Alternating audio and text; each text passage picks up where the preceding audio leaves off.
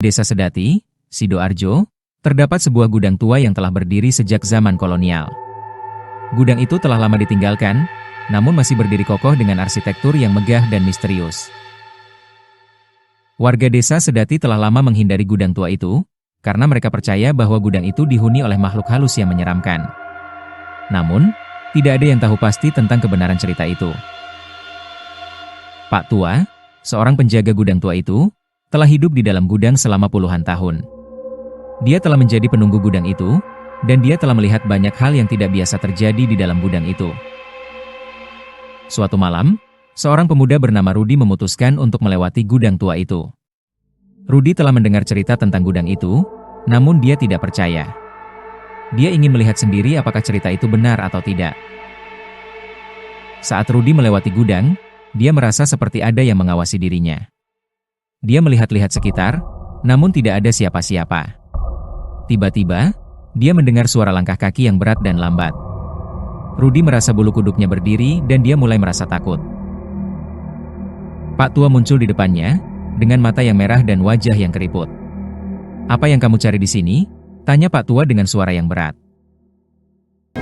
Rudi mencoba untuk menjawab, namun suaranya tertahan di tenggorokan. Pak Tua mendekati Rudi, dan Rudi dapat merasakan napasnya yang dingin. "Kamu tidak boleh melewati sini," kata Pak Tua. "Ini tempatku, dan kamu tidak boleh mengganggu." Rudi mencoba untuk berlari, namun kakinya terasa berat dan tidak bisa bergerak. Pak Tua menatapnya dengan mata yang merah, dan Rudi merasa seperti sedang dihisap ke dalam lubang yang gelap. Ketika Rudi sadar, dia sudah berada di rumah sakit. Dia tidak tahu bagaimana dia bisa sampai di sana. Dia hanya tahu bahwa dia telah mengalami sesuatu yang sangat menyeramkan. Warga desa Sedati telah lama percaya bahwa Pak Tua adalah makhluk halus yang menyeramkan. Namun, tidak ada yang tahu pasti tentang kebenaran cerita itu. Yang pasti adalah bahwa gudang tua itu masih berdiri, dan Pak Tua masih menunggu untuk siapa-siapa yang berani mengganggu tempatnya. Rudi masih terbaring di rumah sakit, mencoba untuk memproses apa yang telah terjadi pada dirinya. Dia tidak bisa melupakan mata merah Pak Tua dan napasnya yang dingin.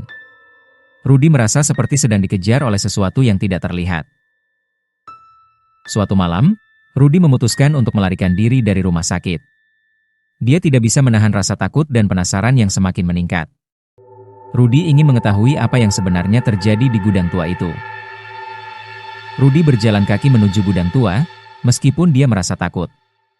Saat dia tiba di gudang, dia melihat bahwa pintu gudang terbuka sedikit. Rudi merasa seperti ada yang mengundangnya untuk masuk. Rudi memasuki gudang, dan dia melihat bahwa di dalam gudang itu sangat gelap dan pengap. Dia tidak bisa melihat apa-apa, namun dia bisa merasakan kehadiran Pak Tua di sekitarnya. Tiba-tiba, Rudi mendengar suara Pak Tua yang berbisik di telinganya. "Kamu tidak boleh meninggalkan gudang ini," kata Pak Tua.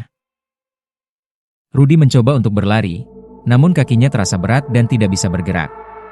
Pak Tua menatapnya dengan mata yang merah, dan Rudi merasa seperti sedang dihisap ke dalam lubang yang gelap.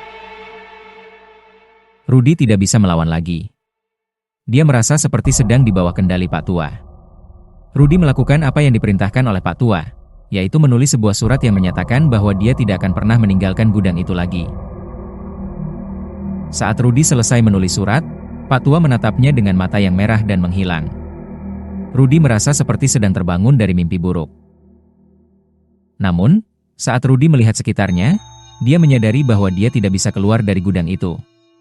Pintu gudang telah tertutup, dan Rudi tidak bisa menemukan jalan keluar. Rudi menyadari bahwa dia telah menjadi tahanan Pak Tua.